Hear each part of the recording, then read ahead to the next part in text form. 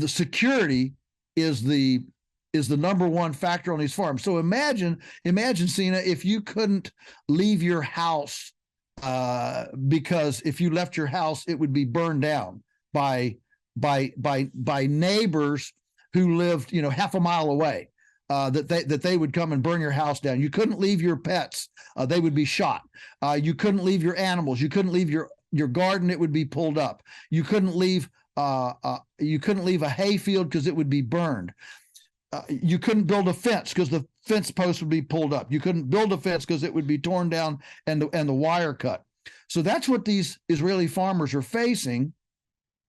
And so as a result, they barn keep. Here's what I'm headed now to the agriculture. So because of security, they have their hub where they live. They've got their equipment and they've got their mainly sheep. So the progression is sheep allow you to kind of, occupy a place, a big place easily. And then the next step is vineyard. And the next step is a civilization, is city, businesses and things like that. So there's kind of a step progression. First is kind of, let's have the animals out there, establish that, we're using this for grazing, and then a vineyard, and then additional actual people living there. So what they've done is, for security, they've brought all their animals and stuff, and they only take them out to graze, maybe 5-6 hours a day, and they can't leave them. They stay with them, and then they bring them back into barns. And so the sheep, and there were some large flocks, 400, 500 sheep. I mean, these were not little backyard operations. All the farms I was on were pretty good sized operations, because they're trying to hold on to these larger parcels of land, which are as desolate as anything you can ever imagine. I mean, you can't drive on them. It's just rocks. It's just piles of rocks. The soil has long ago eroded. I mean, and you can't drive over it. You can hardly walk over it. The animals can navigate it fairly well, but it's a very, very desolate situation. And so these farmers, for security, they bring their sheep all into barns, and there's no trees. I mean, there's no trees, so there's no carbon, and so they're in these barns with no bedding, just manure. And so get this, Sina, here was one of the biggest aha moments when I realized none of these farmers allows their lambs to nurse their mothers. That lamb is born, and immediately that lamb goes to a nursery. The reason is because if they leave the lambs on their mothers, the conditions in the barns are so filthy that the lambs will die because it's so unsanitary.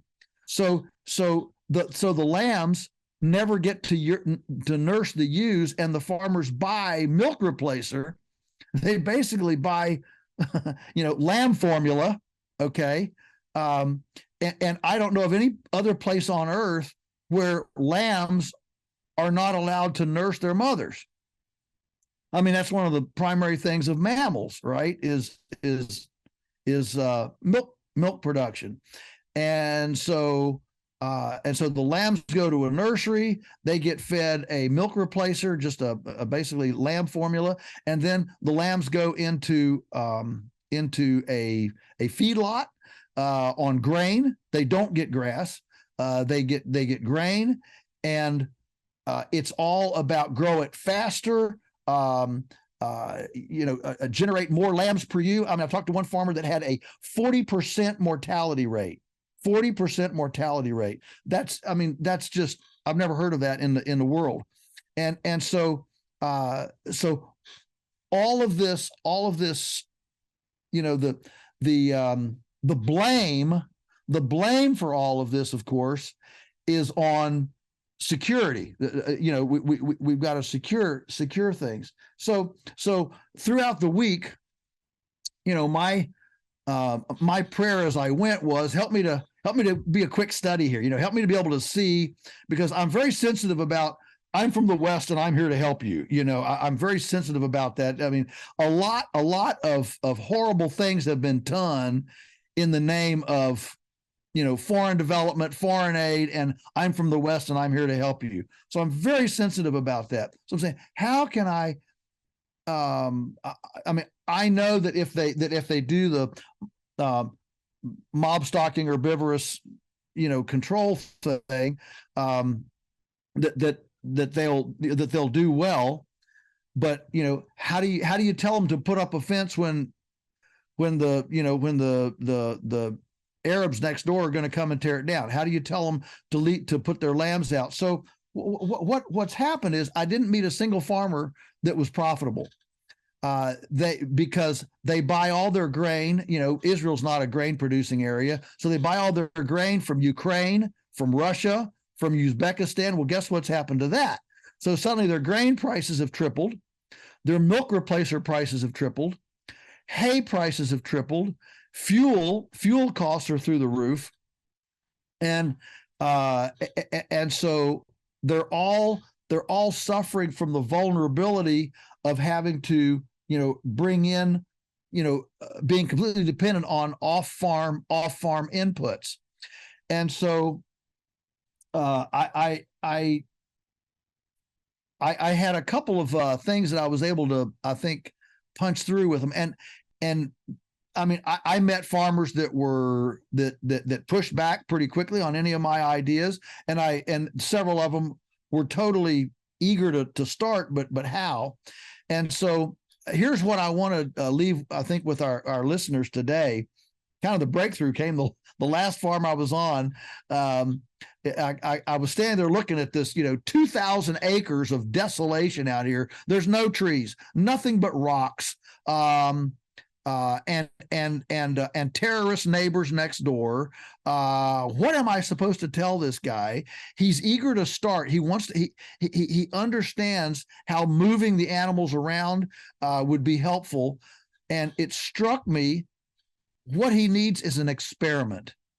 He needs an experiment that's doable. And so I told him, I said, look, we're right here at the hub. Just take 20 or 30 acres right here and put your fence up. They can put fence up. They can absolutely do that. Actually, their metal T-posts are cheaper than wood. And so they can put that up. And I said, just make 2 or 3 paddocks, continue doing what you're doing, but use these 2 or 3 paddocks in your, in your controlled grazing, and experiment. Do a little prototype right here by your hub. You don't have to worry about them being stolen or shot, and you can try to do an experiment to build your confidence and see what it'll be. And maybe it'll take a couple, 3 years, but once you see the benefits, you'll be ready to say, okay, let's launch this.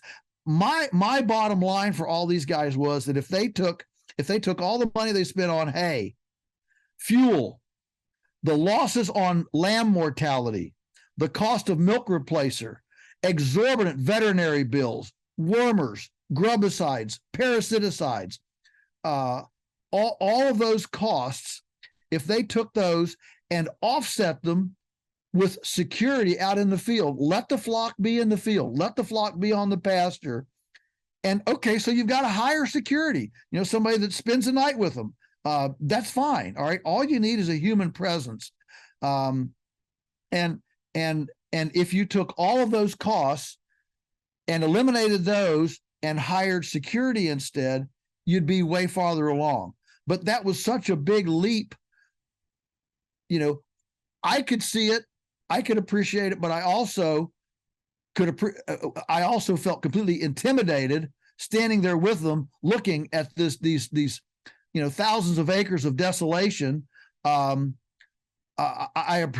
was intimidated, by that kind of prospect. So small prototype experiments are really, really a way to try something new. If you're wanting to make a big change in your life, don't jump off the cliff. Start with baby steps and do it with small experiments. And Sina, I think that goes right along I don't know why it took me the last farm to finally put that together in my head. I was so concentrating, and my heart was so burdened for the need. I could see where they needed to go, but how do you get there? Well, you get there with baby steps. You get there with experiments, and that's what we've told people in this podcast and in the book Beyond Labels. Is, of course, it's intimidating. If you've been eating at McDonald's and having squeezable cheese and sending Lunchables with your kids to school, what we describe here is like looking at desolation, thousands of acres. And so you didn't get here overnight, and you won't get out of it overnight, and you don't need to. All you need to do is take a baby step toward something positive to build your own confidence and speak to your own heart. Yes, I'm affirmed in this direction, and I'm going to continue moving in this direction.